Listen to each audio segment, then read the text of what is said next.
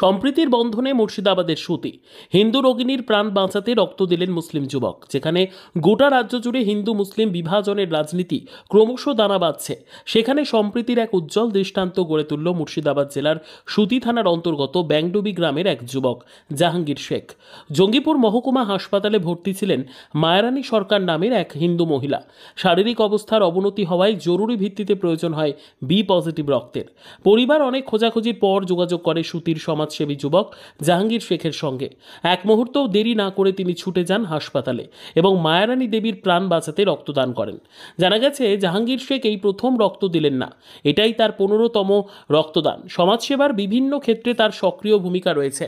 বহুবার অসহায় মানুষের পাশে দাঁড়িয়েছেন তিনি, নিঃস্বার্থভাবে সেবা করেছেন সমাজকে।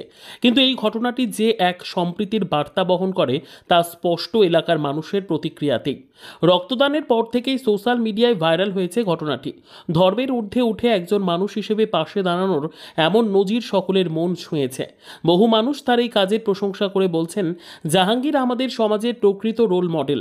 এমন মানুষ থাকলে সম্প্রীতির ভারত গড়ে তোলা কঠিন কিছু নয়। এই ঘটনার পর ফের একবার প্রাসঙ্গিক হয়ে উঠেছে কবিগুরু রবীন্দ্রনাথ ঠাকুরের সেই বিখ্যাত বাণী, আমি হিন্দু আমি মুসলমান। একথা শুনতে শুনতে কান ঝালাপালা হয়ে গেছে, কিন্তু আমি মানুষ এই কথাটি কাহাকে বলতে শুনি না। যারা মানুষ নয়, তারা হিন্দু হোক আর মুসলমান হোক, তাদের দিয়ে জগতের কোনো লাভ নেই। জাহাঙ্গীর শেখ তার কাজের মাধ্যমে এই কথাকেই যেন জীবন্ত করে তুললেন। বর্তমান সময়ে যখন বিভাজনের রাজনীতি সমাজকে ভাঙতে চাইছে, তখন এমন মানবিকতা ও সম্প্রীতির নজিরে সমাজে নতুন দিশা দেখাতে পারে, এমনটাই মত বিশিষ্ট জনেদের। Bureau report, Dhulian TV.